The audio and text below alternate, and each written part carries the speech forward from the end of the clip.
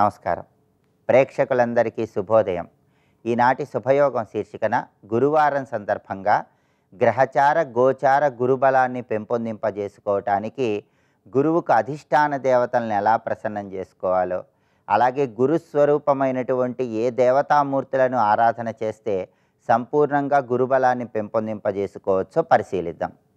ప్రధానంగా జ్యోతిష శాస్త్రపరంగా నవగ్రహాలలో గురుగ్రహానికి బలం ఉన్నట్లయితే 80% జాతక దోషాలను తొలగింపజేసుకోవచ్చు. కాబట్టి జన్మ కుండలిలో జాతక చక్రంలో గురుబలం పెంచుకోవటానికి, అలాగే గోచార పరంగా రాశిపరంగా గురుబలాన్ని పెంపొందింపజేసుకోవటానికి గురువారం సందర్భంగా కొన్ని ప్రత్యేకమైన విధి విధానాలు పాటించాలి.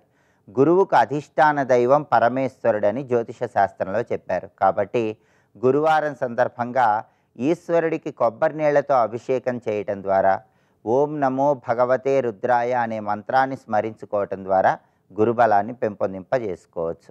అలాగే గురువారం సందర్భంగా ప్రదోష కాలంలో శివాలయ దర్శనం చేసి ప్రదక్షిణలు చేయటం ద్వారా కూడా గురుబలాన్ని పెంపొందింపజేసుకోవచ్చు.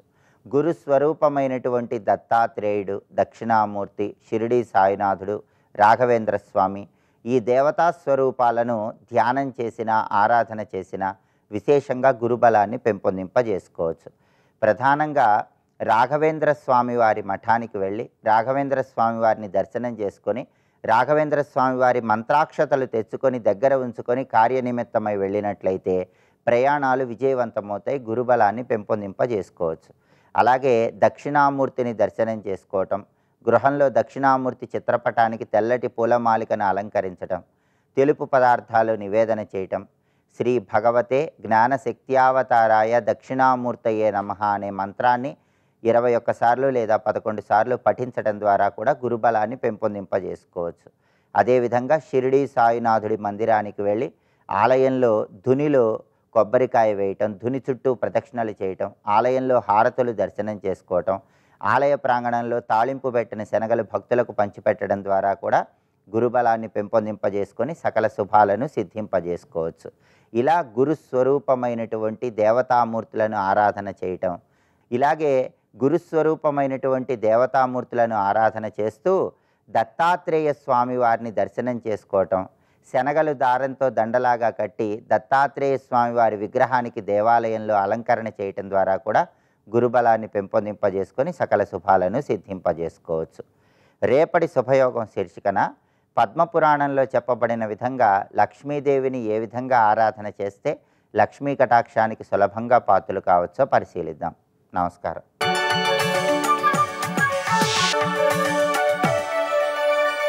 నందకిశోర నవనీత చోర నాద విహార శ్రీధర, నందకిశోర నవనీత చోర నాద విహార శ్రీధర.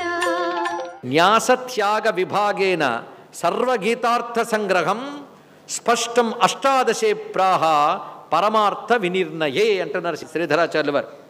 ఈ 18వ అధ్యాయంలో న్యాసము త్యాగము అని విభాగం చేస్తూ సర్వగీతం యొక్క అర్థ సంగ్రహాన్ని చేస్తున్నారు. ఇక్కడ స్పష్టంగా చేస్తున్నాడు. ఎందుకోసం? పరమార్థ వినిర్ణయే, పరమార్థం చెప్పడం కోసం అంటారు శ్రీధరుడు.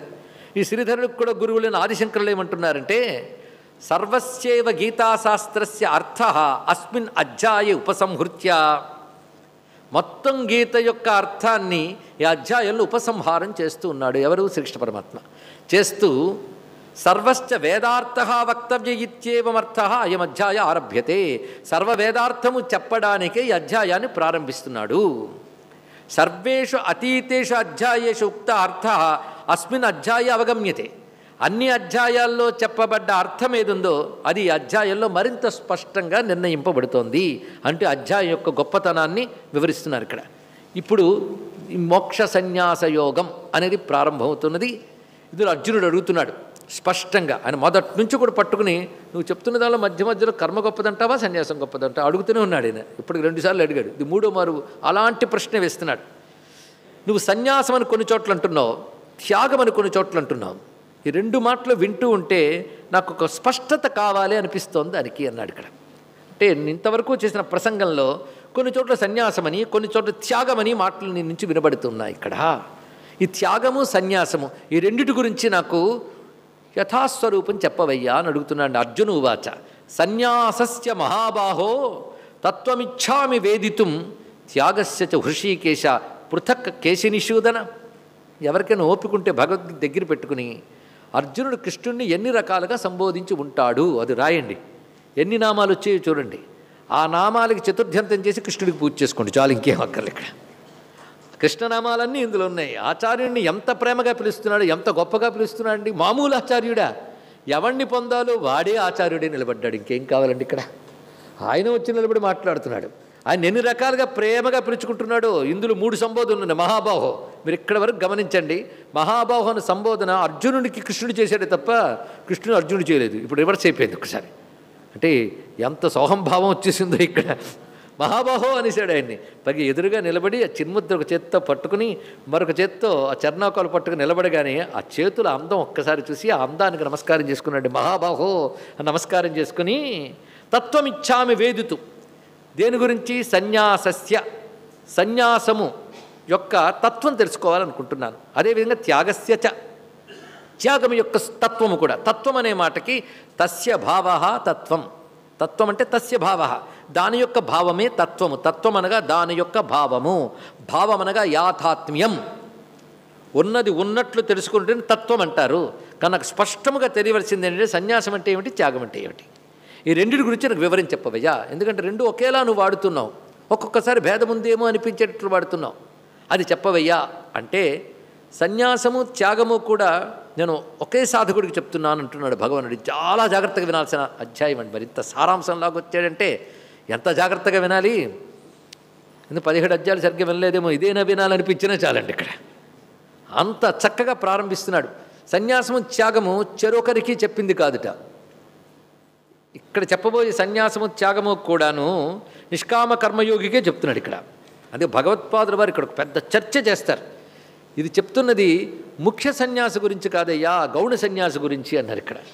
అంటే గౌణ సన్యాసి ముఖ్య సన్యాసి తేడా ఉంటుందా అంటే, ఆశ్రమాలు 3 అయిపోయిన తర్వాత దాన్ని విడిచిపెట్టి సర్వకర్మలు విడిచిపెట్టి సన్యాసాశ్రమం స్వీకరించిన వాడు ఎవడో వాడు పరమార్థ సన్యాసి, ముఖ్య సన్యాసి. ఇంకా చెప్పాలంటే ఆత్మజ్ఞాని. ఆత్మ అంటే వాడు స్పష్టంగా తెలిసిపోయింది కానీ వాడు కర్మలే అక్కర్లేదు. వాడు కానీ కర్మల్ని శాస్త్ర ప్రకారం పరిత్యజించాలి. శాస్త్ర ప్రకారం పరిత్యజించేదాన్ని సన్యాసం అంటారు. కానీ ఆత్మజ్ఞానం కలిగి సహజంగా కర్మలు విడిచిపెట్టేవాడెవడో వాడు సన్యాసి, వాడు పరమార్థ సన్యాసి. ఆ పరమార్థ సన్యాసి గురించి ఇక్కడ చెప్పడం లేదు అని భగవత్పాదులు స్పష్టంగా చెప్పారు ఇక్కడ. ఇది మోక్షం కావాలనేటువంటి ఉద్దేశంతో సాత్వికమైనటువంటి పద్ధతిలో నిష్కామ కర్మయోగాన్ని ఈశ్వరార్పణ బుద్ధితో ఎవడు అవలంబిస్తున్నాడో వాడి కోసం చెప్తున్న శబ్దముల్లో సన్యాసము కర్మని వాడేడే తప్ప ఆత్మజ్ఞానం కలిగి కర్మలు విడిచిపెట్టిన వాడు గురించి చెప్పడం లేదు అని భగవత్పాదులు స్పష్టం చేశారు. ఎందుకంటే మనం సన్యాసము త్యాగం అనే మాటకు వస్తే సన్యాసం అంటే జ్ఞానయోగికి, త్యాగం అంటే కర్మయోగికి అని వెంటనే డిబేట్ చేసేస్తాం. ఇక్కడ సన్యాసం ఆ ఉద్దేశంతో వాడలేదు. జ్ఞాననిష్ఠుడైనటువంటి వాడి సన్యాసం ఈ సందర్భంలో చెప్పబడట్లేదు. వాడి సన్యాసం వేరు. అలాంటి వాళ్ళు ఇంకా వాళ్ళు పరిపూర్ణమై వైరాగ్యంతో సన్యాసం చేయవచ్చు. ఇక్కడ జాగ్రత్తగా 2 శబ్దములు వాడు గౌణ సన్యాసం, ముఖ్య సన్యాసం అనుద్ధం. గౌణ సన్యాసం అంటే ఇప్పుడు చెప్పబోయే కర్మయోగికి సంబంధించిన సన్యాసం ఏదైతుందో దాన్ని గౌణ సన్యాసం అనాలండి. ముఖ్య సన్యాసం అంటే కర్మలన్నీ శాస్త్ర ప్రకారం విడిచిపెట్టడం, గురువును ఆశ్రయించి తీసుకునే సన్యాసం ముఖ్య సన్యాసం. దాన్ని పరమార్థ సన్యాసం అని అంటారు. ఇది మళ్ళీ 2 రకాలు. ముఖ్య సన్యాసం 2 రకాలు. వివిదిష, విద్వత్. దీని గురించి కూడా చెప్పుకున్నాం. వివిదిష అంటే తెలుసుకోవాలి, బ్రహ్మజ్ఞానమునందే నిష్ఠుడిది కావాలి. ఆ నిష్ఠకి, ఆ విచారణకి కర్మలు అడ్డుతున్నాయని చెప్పి తెలుసుకున్న కర్మల్ని పద్ధతిగా పరిత్యజించి సన్యాసాశ్రమ స్వీకారం చేసి నిరంతర బ్రహ్మ విచారణం చేస్తూ శ్రవణమాన్ని ధ్యాసనలు చేసేవాడు వివిదిష. అలా కాకుండా బ్రహ్మమేమిటో సహజంగా తెలిసినటువంటి వాడై వీటన్నిటినీ పద్ధతిగా పరిత్యజించిన వాడు విద్వత్ సన్యాసి. కానీ వివిదిష సన్యాసం మెట్టు, విద్వత్ సన్యాసం మేడ. ఈ 2 ముఖ్య సన్యాసం. గౌణ సన్యాసం అంటే వాడు కర్మలోనే ఉన్నాడు. బ్రహ్మచర్యమో, గార్హస్థ్యమో, వానప్రస్థ్యమో ఆ కర్మలో ఉంటూ మోక్షం కావాలనుకున్నాడు. మోక్షం కావాలనుకున్నాడు కనుక వీడు కూడా మోక్షమునకై కావలసినటువంటిది చేస్తాడు కనుక వీడిని వివిదిష అనొచ్చు. అది చేయాలంటే చిత్తశుద్ధి కావాలి. బ్రహ్మ విచారణ చేయాలంటే చిత్తశుద్ధి కావాలి. చిత్తశుద్ధి కావాలి అంటే కర్మని నిష్కామంగా చేయాలి. కర్మ లేనిది చిత్తశుద్ధి లేదు. అది నువ్వు సకామంగా చేసేవా పతనం కావు, నిష్కామంగా చేసేవా చిత్తశుద్ధి వస్తుంది. ఎలాగైనా కర్మను మానరాదు. ఇది ఒక్కడే మన స్పష్టమైపోతే చాలు. కర్మయోగంలో 2 భాగాలు, సకామం నిష్కామం. ఇక్కడ ప్రధానం ఏది భగవద్గీతలో? నిష్కామం. ఎందుకంటే మోక్ష శాస్త్రం కనుక కర్మల్లో ఉన్నవారికి నిష్కామ కర్మయోగాన్ని అవలంబించవయ్యా మోక్షం పొందుతామని తీర్మానించడానికే పరమాత్మ గృహస్థాశ్రమంలో ఉన్న అర్జునుడికి చెప్తున్నాడు. వాడు అక్కడ వింటున్న అధికారి వాడు కనుక ఈ బోధ అర్జునుడికి కనుకనే మనందరికీ అవసరమైంది ఇక్కడ. అందుకని 2 సన్యాసులు చర్చ అయితే మనకు అక్కర్లే. కానీ ఒక గృహస్థాశ్రమంలో ఉన్నటువంటి సిద్ధపురుషుడు, సాక్షాత్తు యోగీశ్వరేశ్వరుడు ఒక గృహస్థాశ్రమంలో ఉన్న సాధకుడికి బోధిస్తున్నాడు ఇక్కడ. అది గమనించవలసిన ప్రధానమైన అంశం. కనుక ఇది ఎవరికి? మనందరికీ, గృహస్థాశ్రమంలో ఉన్నవారికేగా. కనుక వాళ్ళకి చెప్పేటప్పుడు సన్యాసం గురించి ఉపన్యాసం ఎందుకు? మధ్యలో అదొకటి ఉంది నాయన, కర్మల్ని విడిచిపెట్టినటువంటి వాడు అలా ఉంటాడు. అందుకే సహజంగా బ్రహ్మజ్ఞాని అయినటువంటి వాడు కూడా సన్యాసి కావచ్చు. వాడు సన్యాసాశ్రమం స్వీకరించకపోయినా వాడు లోక సంగ్రహార్థం అంటకుండా కర్మ చేస్తాడు. అటువంటి వాడు జనకాదుడు. స్వస్తి.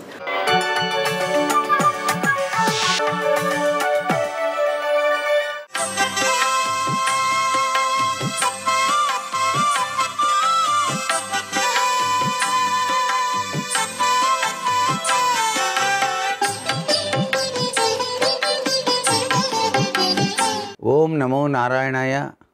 ఓం నమ శివాయ. శ్రీమాత్రే నమ. శ్రీరామ రామ రామేతి రామే రామే మనోరమే సహస్రనామ తత్తుల్యం రామనామవరాననే అంటూ ఈరోజు శ్రీరామచంద్రమూర్తిని ఆరాధన చేయటం సర్వవిధ శ్రేయోదాయకవంతమైన ప్రభావాన్ని ఇస్తుంది. రాముడు సద్గుణవంతుడు, అంతేకాదు మహాపురుష లక్షణాలతో శోభిల్లుతూ ఉన్నటువంటి వాడు.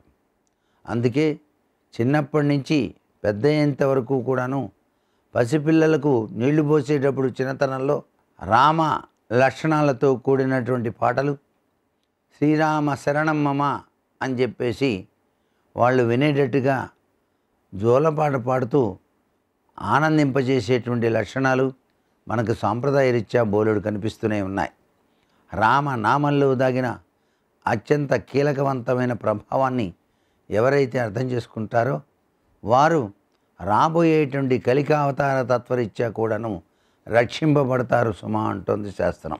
కలికావతార ఆవిర్భావం ఎందుకు జరుగుతుందంటే మహాపురుష లక్షణాలతో ఉద్భవించేటువంటి వాళ్ళని రక్షింపజేయటానికి అని. అంటే ధర్మాన్ని పరిరక్షింపజేయటానికి రామచంద్రునికి ఎన్నైతే మహాపురుష లక్షణాలు ఉన్నాయో అన్ని మహాపురుష లక్షణాలు ఉన్నటువంటి వాళ్ళు ఎవరైనా ఉంటే వారందరినీ నేను సంరక్షించి దుర్మార్గుల్ని అంతం చేస్తాను. అందుచేత ఈ కలియుగంలో ఎవరైతే రామనామం ఆచరిస్తారో, రామనామాన్ని అనుక్షణం జపిస్తారో వారికి నేను రక్షగా ఉంటాను అన్నాడు కలిపురుషుడు. కాబట్టి కలిపురుషుడి యొక్క ఈతి బాధల నుంచి మనం రక్షింప చేసుకోవాలన్నా, రాబోయే అవతార రీత్యా కల్కి భగవాన్ యొక్క అనుగ్రహాన్ని సాధించాలన్నా రామనామమే శరణం మమ అని చెప్పేసి శాస్త్రాలు ఘోషిస్తున్నాయి. అందుకనే బాలరాముడుగా అయోధ్యలో మనకు మరలా ఆ స్వామి అందరికీ దర్శనమిస్తూ సర్వశుభాల్ని నేను మీ అందరికీ సమకూరుస్తున్నాను అని చెప్పటం వెనకాల దాగిన పరమ లక్ష్యాన్ని అందరూ కూడా అర్థం చేసుకొని ఆ రామ శరణం మమ అనేటువంటి సూత్ర ప్రాతిపదికను ప్రతినిత్యం కూడా ఆవాహన చేసుకుంటూ రాముణ్ణి ప్రతివారు కూడాను ధ్యానం చేసినట్టయితే సర్వ విధాల శాంతియుతమైనటువంటి వాతావరణం ఏర్పడి తీరుతుంది ఈ భారతావనికి. సర్వే జనా సుఖినో భవంతు.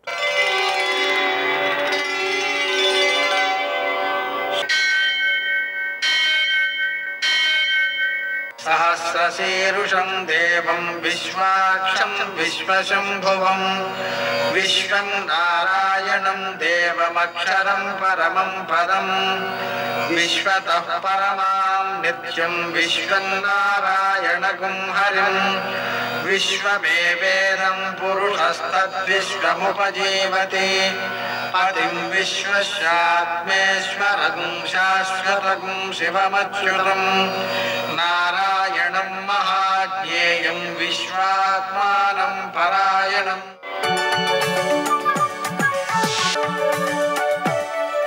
సూర్యశౌర్యమథేందురింద్రపదవీ సన్మంగళం మంగళం. నమస్తే భగవన్ దేవ దత్తాత్రేయ జగత్ప్రభో సర్వబాధా ప్రశమనం కురు శాంతిం ప్రయచ్చమే. నేటి కాలమాన విశేషాలను గమనిద్దాం. స్వస్తిశ్రీ చాంద్రమాన క్రోధినామ సంవత్సరం ఉత్తరాయణం వసంత ఋతువు చైత్రమాసం కృష్ణపక్షం గురువారం. సూర్యోదయం 5:53, సూర్యాస్తమయం 6:33. తిథి నవమి రాత్రి 1:51 వరకు, నక్షత్రం ధనిష్ట రాత్రి 1:46 వరకు, వర్జం ఉదయం 6:55 నుంచి 8:25 వరకు, దుర్ముహూర్తం ఉదయం 10:06 నుంచి 10:57 వరకు, మరల దుర్ముహూర్తం మధ్యాహ్నం 3:10 నుంచి 4:01 వరకు, అమృతకాలం మధ్యాహ్నం 3:58 నుంచి 5:28 వరకు, రాహుకాలం గురువారం కాబట్టి మధ్యాహ్నం 1:30 నుంచి 3 గంటల వరకు, అష్టకవర్గరీత్యా శుభప్రదమైన సమయం ఉదయం 9:50. నేటి విశేషం గురువారం, అలాగే వరాహ జయంతి. గురువారం కాబట్టి దత్తాత్రేయ ఆరాధన వల్ల భౌతిక సంఘటనల నుంచే మనం జ్ఞానాన్ని ఆర్జించే శక్తిని సంపాదించగలుగుతాం. మన ప్రవర్తనను ధార్మికంగా మలచుకోగలుగుతాం, సంపదను సద్వినియోగం చేయగలుగుతాం. అలాగనే ఈరోజు ఉన్నటువంటి వరాహ జయంతి సందర్భంగా శ్రీ వరాహాయ ధరణ్యుద్ధారకాయ త్రివిక్రమాయ నరనారాయణాత్మనే నమః అనే మంత్రాన్ని జపించుకోవడం ద్వారా, ఆ మంత్రంతోనే మనం పూజ చేయడం ద్వారా భూమి కొనుక్కుందాం అనుకునే వాళ్ళకి సిద్ధిస్తుంది, మంచి భూమి వస్తుంది. భూమి తగాదాల్లో ఉన్నట్లయితే ఆ తగాదాల నుంచి మన భూమిని మనం కాపాడుకోవడానికి శక్యమవుతుంది. న్యాయబద్ధంగా మనకు రావాల్సినటువంటి భూమి తగాదాల్లో చిక్కుకున్నట్లయితే ఇది తిరిగి మనకి చేరుతుంది. అలాగని మనం పొలం కొనుక్కునేప్పుడు మంచి పొలం దొరుకుతుంది, దానికి మళ్ళీ తగాదాలు రాకుండా ఉంటాయి, ఇలాగా అన్నమాట. అందుకని ఈ వరాహస్వామిని ఆరాధించుకోవడం ద్వారా అత్యుత్తమ సత్ఫలితాలు సిద్ధిస్తాయి. ఇంకో విశేషం ఏంటంటే, భూమిని మొత్తం ఉద్ధరించిన వాడు కాబట్టి ఆయన వాస్తును చెప్పేటప్పుడు ఎలా చెబుతారంటే భూమే వాస్తువు అంటారు. ఎందుకని? నివసించేటువంటి స్థానం అది అనే భావనతో. కాబట్టి వాస్తు దోషాలు ఏమైనా ఉన్నట్లయితే కూడా శ్రీ వరాహాయ ధరణ్యుద్ధారకాయ త్రివిక్రమాయ నరనారాయణాత్మనే నమః అనే మంత్రం చేసుకుంటే వాస్తు దోషాలు నివారించబడతాయి. నేటి ఆణిముత్యాలు.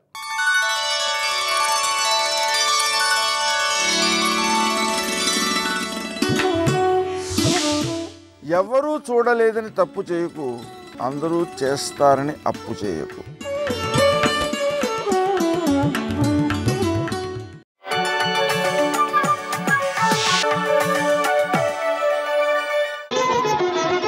జయ జయ జయ జయ జయ శ్రీ హనుమా, జయ జయ జయ జయ ప్రభుదయ గనుమా. ఇంతటి మహానుభావుడు, ఇంతటి బ్రహ్మ తేజస్సు ఉన్నవాడు, ఇంతటి పరమభక్తుడు, ఈయన తేజస్సు వల్ల పుట్టాడు కాబట్టే ఈ పిల్లవాడు ఇంత గొప్పవాడయ్యాడు.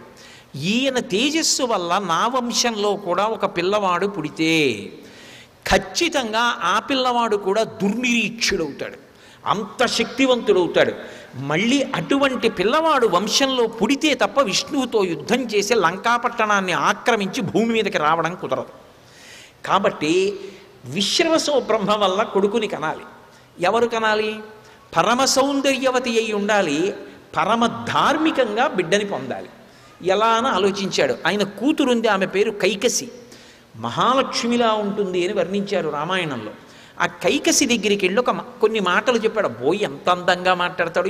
ఆమెను పిలిచి, అమ్మా నువ్వు విశ్రవసో బ్రహ్మని ఆశ్రయించి ఎలాగైనా ఒక్క కుమారుణ్ణి కనమ్మా, రాక్షస జాతి నిలబడుతుందన్నాడు. అది ఒక ధార్మిక విధానం. ఆమె ప్రదోష వేళలో విశ్రవసో బ్రహ్మ దగ్గరికి వెళ్ళింది. వెళ్ళి నేల మీద కాలితో గీత గీస్తూ నిలబడింది. ఆమె వంక చూసేటప్పటికి విశ్రవసో బ్రహ్మ గమనించాడు, ఈమె సంతానార్థి అయి వచ్చింది నా దగ్గరికని. ఎందుకు వచ్చావని అడిగాడు. నా మనసు తెలుసుకోలేని అమాయకుడొకో, నేను ఏం కోరుకుంటున్నానో అది అనుగ్రహించి నన్ను కాపాడు అంది. ఆయన అన్నాడు, రాకూడని వేళలో వచ్చావు, ఇది ఉగ్రవేళ, ప్రదోష వేళ, పరమశివుడు నందివాహనారూఢుడై ఆకాశంలో వెడుతూ ఉంటాడు. ఇటువంటి వేళలో ఏ కాంత అయినా పురుషుడితో రమించి సంతానం కంటే దాని వలన లోకకంటకుడు జన్మిస్తాడు. నువ్వు ఈ సమయంలో నా దగ్గరికి వచ్చావు కాబట్టి నీకు పుట్టబోయేటటువంటి కుమారుడు లోకకంటకుడై దేవతలకి ప్రబల శత్రువు అవుతాడు. వాడికి భక్తి ఉండే అవకాశం ఉండదు. కాబట్టి నీకు దేవతాశత్రువైన కుమారుడు పుట్టబోతున్నాడు. కానీ నువ్వు కోరుకున్నట్టే అపారమైనటువంటి బలపరాక్రమములు, ఇంకా ఇంత అంతా అని చెప్పడం కుదరదు, అటువంటి కుమారుడు నీకు కలుగుతాడన్నాడు. ఆమె బాధపడింది. నేను ధార్మికుడు కావాలని కోరుకున్నాను. మా నాన్నగారి కోరిక రాక్షస వంశానికి అంకురం, కానీ నాకు ధార్మికుడు కావాలని కోరిక. కుబేరుడు వంటి ధార్మికుడు నాకు లభించడా అని అడిగింది. అది వేళ దాటాలి, ప్రదోష వేళ దాటిపోవాలి. కాబట్టి ఈ సమయంలో నువ్వు వచ్చి సంగమించిన కారణం చేత మొదటి పుట్టేవాడు లోకకంటకుడు, తర్వాత కూడా ఇంకా కాలం దాటలేదు కాబట్టి వాడు కూడా లోకకంటకుడు, తర్వాత పుట్టే ఆడపిల్ల కూడా అంత దుర్మార్గమైనటువంటి నడవడి కలిగినది, చీకటి పడిపోయిన తర్వాత భోగకాలం. కాబట్టి 4వ వాడిగా పుట్టేటటువంటి వ్యక్తి విభీషణుడు మహాధర్మాత్ముడు అవుతాడు. నీకు అలాగే సంతానాన్ని అనుగ్రహిస్తున్నాడు. ఎందుకంటే కాల నియమాన్ని మన్నించాలి. 4వ సంతానం కలిగితే తప్ప నీ కోరిక తీరదు కాబట్టి అలాగే అనుగ్రహిస్తున్నానని అనుగ్రహించాడు. ఆమెకి వరసగా కుమారులు జన్మించారు. అందులో మొదటివాడు పుడుతూనే 10 తలలతో పుట్టాడు. కాటుక కొండలా పుట్టాడు. నాలుక బయట పెట్టి చప్పరిస్తూ దంస్ట్రలు కోరలు పైకొచ్చి వాడు ఏడుస్తూ పుడితే నక్కలు నోట్లో అగ్నిహోత్రాన్ని కక్కుతూ అప్రదక్షిణంగా పరిగెత్తాయి. ఆకాశంలోంచి పిడుగులు పడ్డాయి. సూర్యుడు మబ్బుల చాటుకు వెళ్ళిపోయాడు. భూమి అంతా పరాగం పైకి లేచింది. సముద్రములన్నీ కూడా కదిలిపోయి పర్వతములు ఘూర్నిల్లై అంత భయంకరమైన శకునములు కనపడుతుండగా పెద్దవాడు పుట్టాడు. తర్వాత కూడా అటువంటి శకునాలు కలుగుతుండగా కుంభకర్ణుడు పుట్టాడు. తర్వాత అటువంటి శకునాల్లో శూర్పణక పుట్టింది. తర్వాత పరమధర్మాత్ముడు అన్ని శుభశకునాలు చూపిస్తుండగా విభీషణుడు పుట్టాడు. ఈ నలుగురికి పేర్లు పెట్టాడు. ఈ నలుగురికి ఆ పేర్లు సుమాలి ఉంచాడు. అందున పులశ్చ బ్రహ్మ వచ్చారు. పులశ్చ బ్రహ్మ వచ్చి ఆయన రావణాసురుడికి పేరు పెట్టారు. ఒరే నువ్వు 10 తలలతో పుట్టావు, అందుకని మొదటివాడివి నీకు దశగ్రీవుడని పేరు ఉంచుతున్నానన్నాడు. ఆయన పేరు దశగ్రీవుడు. ఆయన బిరుదునామం రావణ ఎక్కువ చలామణి చేసుకున్నాడు. దశగ్రీవుడని పేరు ఉంచాడు. వాళ్ళు లోకకంటకులై గోకర్ణంలో బ్రహ్మగారి గురించి తపస్సు చేశారు. కుబేరుడంతటి వాడు కావాలని. ఆ తపస్సుకు మెచ్చి బ్రహ్మగారు వచ్చారు. దేన్ని మెచ్చుకుని దానికి తగినట్టుగా అనుగ్రహించడం వాళ్ళ లక్షణం. కాబట్టి బ్రహ్మగారు వచ్చారు. ఏం కావాలన్నారు? నాకు చావు ఉండకూడదన్నాడు. అది ఈ లోకానికి చెల్లదు. ఇంకొక మాట అడుగు. మొత్తం సృష్టిలో ఎన్ని జాబితాలు ఉన్నాయో అన్నీ చదివేశాడు. యక్ష గంధర్వ కిన్నెర కింపురుష దానవ దైత్య దేవతలు అందరి పేర్లు చదివాడు. వీళ్ళ చేత మృత్యు ఉండకూడదు. బ్రహ్మగారు ముక్కును వేలేసుకున్నాడు. ఇది ఎక్కడ గొడవరా అని ఒక్క మాట అన్నాడు. తృణభూతాహితామన్యే ప్రాణినో మానుషాదయ అన్నాడు. మనుష్యుల చేతిలో మృత్యు ఉండకూడదని అడగను, వాడి చేతిలో చావు ఉండకూడదని అడగడం కూడా ఏమిటి? దానికి వరమా? అడగను అన్నాడు. సర్వం శ్రీ ఉమామహేశ్వర పరబ్రహ్మార్పణమస్తు. స్వస్తి.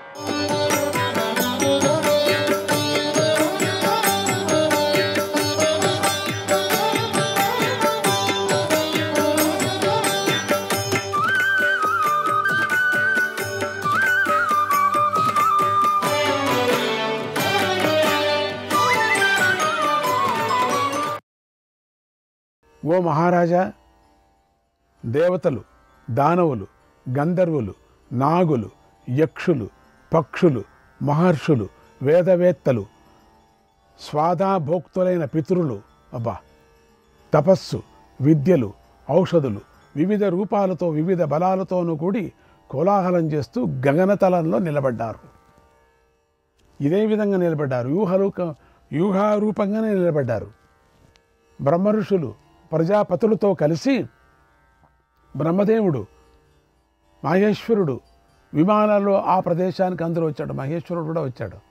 అప్పుడు మహాత్ములైన కర్ణార్జునుడు తలబడటం చూసి అర్జునుడు కర్ణుడిపై గెలుసుగాక అని ఇంద్రుడు అన్నాడు.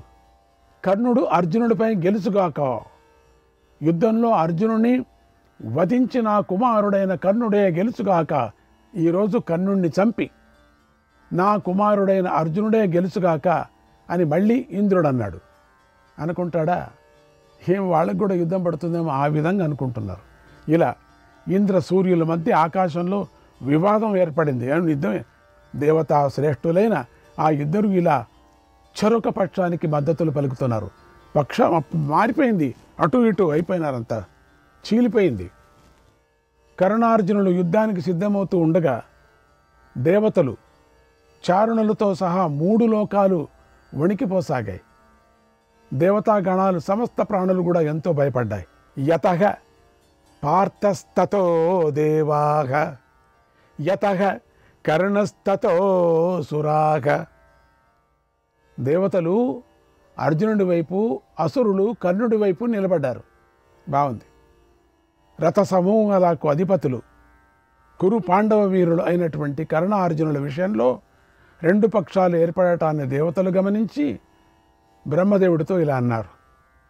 ఏంటయ్యా ఇది? ఓ దేవా, ఈ కౌరవ పాండవ వీరుల్లో ఎవరు గెలుస్తారు? అందరికీ వాళ్ళకి అనుమానం పట్టిపోయింది. అందరికీ, బ్రహ్మాదులకి అనుమానం పట్టిందండి. ఎందుకంటే అట్లా ఉన్నారు వాళ్ళు కూడా. గెలుపు అనేది ఈ నరశ్రేష్ఠులు ఇద్దరికీ సమానం కావాలి అని కొంతమంది. కర్ణార్జునుల వివాదంలో లోకమంతా సంశయంలో పడింది. మాకు వీరి గెలుపు విషయంలో నిజం చెప్పండి, ఎవరి గెలుపు చెప్పండి, ఇద్దరికీ జయం కలుగుతుంది అనే మాటనే చెప్పండి అన్నారు. కొంతమంది పట్టుబట్టారు, ఇద్దరికీ జయం కలుగుతుంది. ఎందుకంటే ఇద్దరు కావాలా. ఇంద్రుడు బ్రహ్మదేవుడికి నమస్కారం చేసి ఇలా అన్నాడు. పూర్వం భగవత ప్రోక్తం కృష్ణయోర్విజయో ధ్రువక తత్ తథాస్తు నమస్తేస్తు ప్రసీద భగవన్ మమ. స్వామి, మీరు ఇంతకుముందు కృష్ణార్జునులే గెలుస్తారని నిశ్చయంగా చెప్పారు. నన్ను అనుగ్రహించి దానిని అలాగే జరగనివ్వండి, ఆ మాటే సత్యం అయ్యేలాగా చూడండి, మీకు నమస్కారం అని ప్రార్థించాడు. అప్పుడు బ్రహ్మదేవుడు శివుడు ఇంద్రుడితో ఇలా అన్నారు. ఓ ఇంద్ర, ఈ విజయం విజయుడిదే. అర్జునుడు కాండవవనంలో అగ్నిదేవుణ్ణి సంతోషపెట్టాడు కదా, అతడు స్వర్గానికి కూడా వచ్చి నీకు సహాయం చేశాడు కదా. కర్ణుడు దానవ పక్షానికి చెందినవాడు కనుక అతన్ని అర్జునుడు ఓడించి తీరాలి. ఇలా జరిగితేనే దేవతల పని నెరవేరుతుంది. ఇంద్ర, ఎవరికైనా తమ పనే గొప్పదిగా కనిపిస్తుంది. ఇక సందేహించకు, నిజం కదా, నేను చెప్పింది అదే కదా. మహాత్మా ఫాల్గునశ్చాపి సత్యధర్మరతః సదా విజయస్తస్య నియతం జాయతే నాత్ర సంశయః. అర్జునుడు ఎప్పుడూ సత్యధర్మాలపైనే ఆసక్తి గలవాడు కనుక తప్పకుండా విజయం అతడికే లభిస్తుంది. ఈ విషయంలో సందేహం అవసరం లేదు. ఇది గెలుపులోని రహస్యం.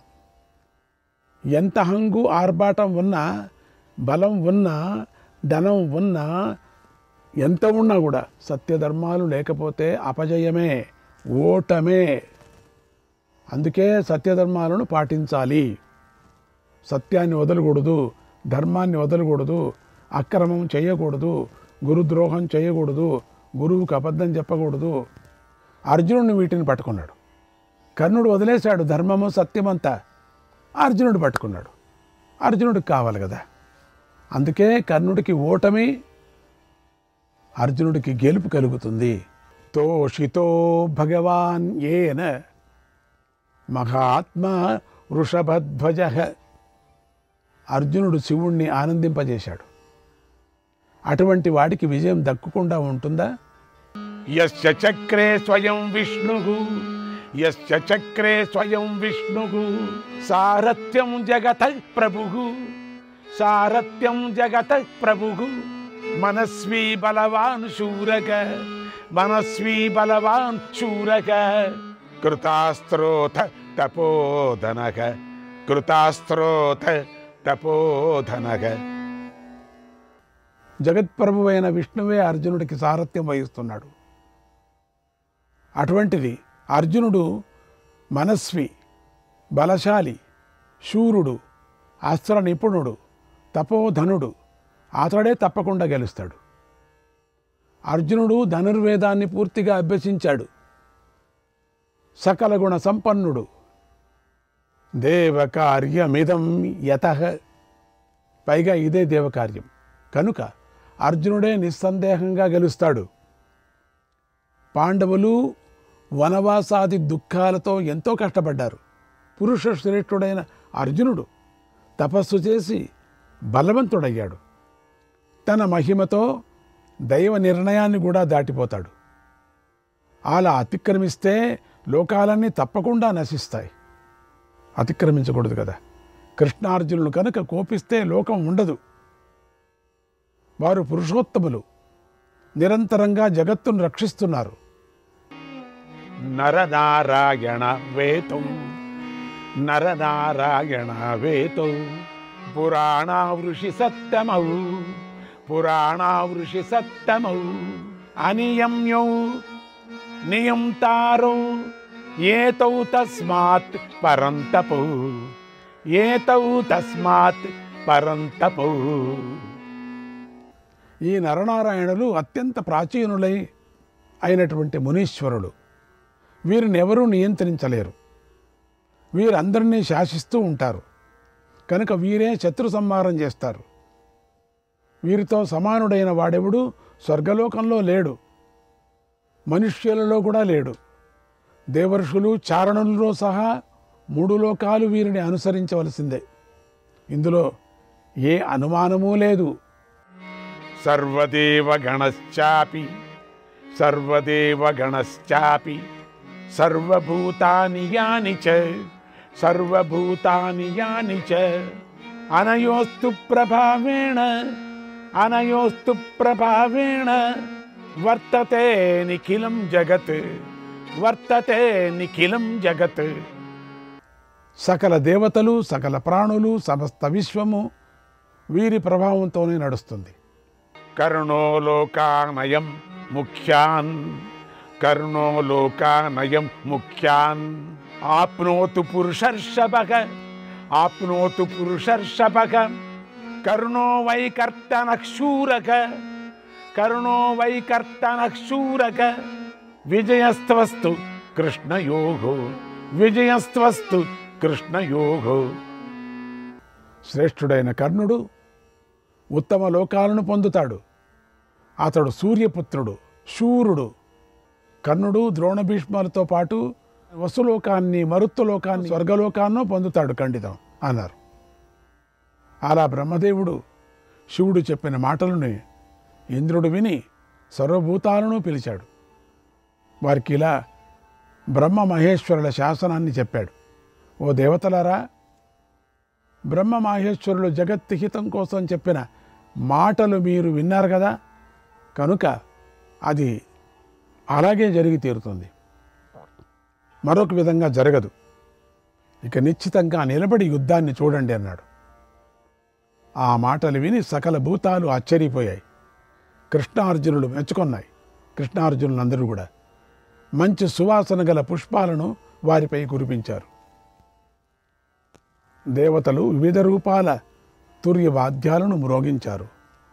కర్ణార్జునుల అసాధారణ ద్వైరథ యుద్ధాన్ని చూడాలని దేవదానవ గంధర్వులు అందరూ సిద్ధంగా నిలబడ్డారు. అక్కడికి చేరిన వీరులందరూ విడివిడిగా శంఖాలు పూరించారు, శంఖాలు పూరించారు. కృష్ణార్జునులు, కర్ణశల్యులు కూడా శంఖాలు పూరించారు.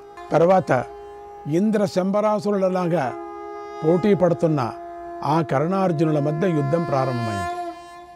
కపిశ్రేష్ఠస్తు పార్థస్య, కపిశ్రేష్ఠస్తు పార్థస్య, వ్యాధితాస్య ఇవాంతకః, వ్యాధితాస్య ఇవాంతకః, దంష్ట్రాభిర్భీషయన్ భాభిః దుర్నిరీక్షో రవిర్యథ. అర్జునుడి రథంపై వానర శ్రేష్ఠుడు నోరు తెరిచిన యముడిలాగా ఉన్నాడు. దంతాలతో భయపెడుతూ, కాంతులతో సూర్యుడిలాగా చూడటానికి శక్యం కాకుండా ఉన్నాడు. అర్జునుడి ధ్వజం యుద్ధాన్ని కోరుకున్నట్లుగా కర్ణధ్వజానికి దగ్గరయింది. అప్పుడు అర్జునుడి ధ్వజంపై ఉన్న కపి హఠాత్తుగా తన స్థానం నుండి కదిలి తీవ్రమైన వేగంతో కర్ణుడి ధ్వజం మీదకు దూకాడు. నాగకక్షను గోళ్లతోనూ దంతాలతోనూ రక్కించి కర్ణుడి ధ్వజంపై ఉన్నటువంటి ఆ హస్తికక్షము మువ్వుల ఆభరణాలతో లోహమయమైనటువంటి కాలపాశంలాగా ఉంది. అది తీవ్రమైన కోపంతో వానరులపై దాడి చేసింది. వారి మధ్య భీకరమైన ద్వైరథ యుద్ధం అనే జూదం ప్రారంభమైంది. అందుచేత కర్ణార్జునుల యుద్ధం జరగటానికి ముందుగానే వారి ధ్వజాలు యుద్ధం ప్రారంభమయ్యాయి. అలాగే అర్జునుడి గుర్రాలు కర్ణుడి గుర్రాలు కూడా పరస్పర పోటీ పడుతూ పెద్దగా సకలించాయి కూడా. అవిద్యత్ పుండరీకాక్ష శల్యం నయన సాయకై. ఆ కృష్ణుడు చూపుల్లోనే బాణాలతో శల్యుణ్ణి చూసి గాయపరిచాడు. శల్యుడు కూడా కృష్ణుని అలాగే చూశాడు. ఇద్దరు చూసుకున్నారు. తత్రాజయత్ వాసుదేవః శల్యం నయన సాయకై. కానీ కృష్ణుడే చూపులనేటువంటి బాణాలతో శల్యుణ్ణి గెలిచేశాడు. ఒక్కరికొకరిట్లా చూపు చూసుకున్నారు. ముందుగానే జయం లభించడం శుభసూచకం కదా. కరణం చాప్య జయద్ దృష్ట్వా కుంతీపుత్రో ధనంజయ. అలాగే అర్జునుడు కూడా చూపుల్లోనే కర్ణుడిని ఓడించాడు. అప్పుడు కర్ణుడు నవ్వుతూ శల్యుడితో ఇలా అన్నాడు, ఓ శల్య, ఒకవేళ ఈరోజు నన్ను ఇక్కడే అర్జునుడు చంపేస్తే అప్పుడు నువ్వేం చేస్తావో చెప్పు అని అడిగాడు. అప్పుడు శల్యుడు చెప్తాడు, ఓ కర్ణ, ఒకవేళ ఈరోజు అర్జునుడు నిన్ను చంపేస్తే నేను కృష్ణార్జునుని ఇద్దరిని చంపేస్తాను అన్నాడు. వాడికి ప్రోత్సాహం కావాలి కదా, అందుకని ఇలా వీరు మాట్లాడుకుంటూ ఉండగా అటువైపున ఉన్నటువంటి అర్జునుడు కూడా అదే ప్రశ్నను కృష్ణుడిని అడిగాడట. అప్పుడు కృష్ణుడు నవ్వి అర్జునుడితో ఇలా నిజం చెప్పాడు, ఓ అర్జున, సూర్యుడు తన స్థానం నుండి పడిపోవచ్చు, సముద్రం నీరు లేకుండా ఎండిపోవచ్చు, అగ్ని చల్లబడిపోవచ్చు, కానీ కర్ణుడు మాత్రం నిన్ను చంపలేడు. అది కరెక్ట్ కదా. యది చైతత్ కథం చిత్ స్యాతి, యది చైతత్ కథం చిత్ స్యాతి, లోక పర్యాసనం భవేత్, లోక పర్యాసనం భవేత్. హన్యాం కర్ణం తథా శల్యం, హన్యాం కర్ణం తథా శల్యం, బాహుభ్యామేవ సంయుగే, బాహుభ్యామేవ సంయుగే. ఒకవేళ ఏ విధంగానైనా అలా తేడా జరిగితే లోకం తలకిందులైపోతుంది. ఈ రణభూమిలో నేనే నా చేతులతో కర్ణ శల్యులను ఇద్దరిని చంపేస్తాను, ఎట్లా అయిపోయింది ప్రపంచం అని చంపేస్తాను అన్నాడు. అదంతా జరగదు, అయినా చెప్తున్నా. ఆ మాటలు విని అర్జునుడితో ఇలా అన్నాడు, కృష్ణుడితో ఇట్లా అంటున్నాడు అర్జునుడు, ఓ జనార్దన, ఈ కర్ణశల్యులు నా ధాటికి సరిపోరు.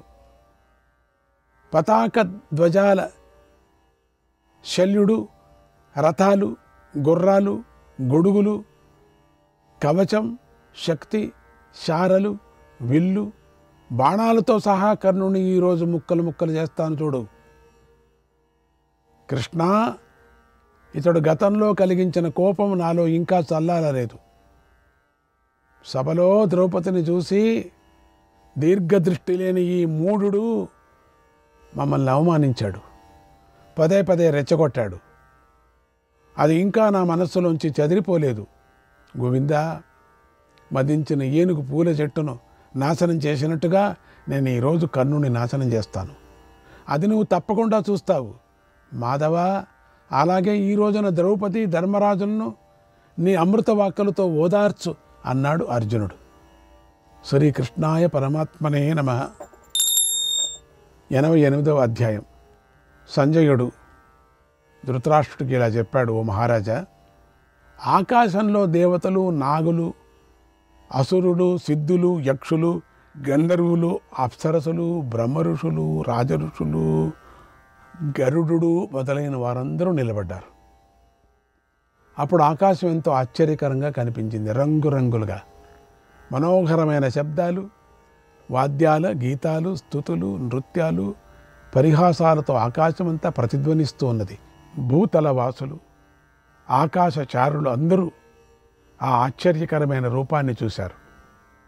ఆ తర్వాత కౌరవ పాండవ యోధులు ఉల్లాసంగా వాద్యాలు, జంకధ్వనాలు, సింహనాదాల ధ్వనాలతో భూమిని, దిక్కులను ప్రతిధ్వనింపజేస్తూ శత్రువులను సంహరించసాగారు. అప్పుడు అశ్వత్థామ నీ కుమారుడి చేతిని తన చేతిలో గట్టిగా పట్టుకొని ఇలా అన్నాడు, ఓ దుర్యోధన, నా మాట విను. వింటే నీకు మేలు కలుగుతుంది. ఇక నువ్వు యుద్ధాన్ని చాలించు, పాండవులతో సంధి చేసుకో, శాంతించు. ద్రోణుడు బ్రహ్మ సమానుడు, మహాస్త్రవేత్త. అలాగే భీష్ముడు మొదలైన మహారథులు పాండవులతో యుద్ధంలో మరణించారు. గమనించు, నేను, నా మేనమామ కృపుడు, అవధ్యులం. మమ్మల్ని ఎవరూ చంపలేరు. అయినా ఏం లాభం? ధర్మానికే జయం, ధర్మమే గెలుస్తుంది. అందువల్ల మేము బ్రతికి ఉన్నా ప్రయోజనం లేదు. నా మాట విని నువ్వు పాండవులతో కలిసి చిరకాలం రాజ్యాన్ని పాలించి సుఖంగా ఉండు. నేను నివారిస్తే అర్జునుడు శాంతిస్తాడు, నా మాట వింటాడు, యుద్ధాన్ని ఆపేస్తాడు. నా మాట విని శ్రీకృష్ణుడు కూడా శత్రుత్వాన్ని కోరుకోడు, అందరినీ మిత్రులను చేసుకుంటాడు. ధర్మరాజు విషయం చెప్పవలసిన పని లేదు. అతడెప్పుడూ ప్రాణులకు మేలు కలగాలనే కోరుకుంటూ ఉంటాడు. వెళ్ళి కాళ్ళు పట్టుకుందాం, నా మాట విను. వాళ్ళు సరిపోతారు, క్షమిస్తారు. ఆ ధర్మరాజునే భీముడు, నకుల, సహదేవులు అనుసరిస్తూ ఉంటారు. అతడి మాటను వింటారు, అతడి మాటే పాటిస్తారు. కనుక నువ్వు పాండవులతో సంధి చేసుకోవయ్యా. ఇప్పటికైనా నువ్వు గనుక శాంతిని కోరుకుంటే మాత్రం ప్రజలందరూ శుభాన్ని పొందుతారు. ఇంకా ఎంతమంది ఉన్నారు చూడు, ఎంతమంది ఉన్నారు. వీళ్ళందరూ బతుకుతారు, భూమి అంతా బాగుంటుంది. ప్రస్తుతం యుద్ధభూమిలో చావగా మిగిలిన బంధువులందరూ కూడా వారి వారి నగరాలకు వెడతారు. చూడు ఎంత తెల్లబోయారు, అందరూ కూడా ఎంత క్షీణిస్తున్నారు, ఎంత భయపడుతున్నారు. సైనికులందరూ యుద్ధాన్ని విరమిస్తారు. నా మాట విను, ఇప్పుడు మించిపోయింది ఏం లేదు. కొనాది వాళ్ళని వేడుకుందాం, వెళ్ళి సరిపోతుంది. ఓ రాజా, నా ఈ మాట వినకపోతే మాత్రం నువ్వు యుద్ధంలో చాలా దెబ్బతింటావు, తప్పకుండా బాధపడతావు. తీరని దుఃఖమే నీకు మిగులుతుంది. ధర్మరాజు కృపాళువు. నీ నోటి నుంచి శాంతి అనే మాట రావటంతో దయ తలుస్తాడు. శాంతి కావాల నాకు అని కింద పడితే దయ తలుస్తాడు. పైగా ధర్మరాజు ముందు వెనుక ఆలోచిస్తాడు.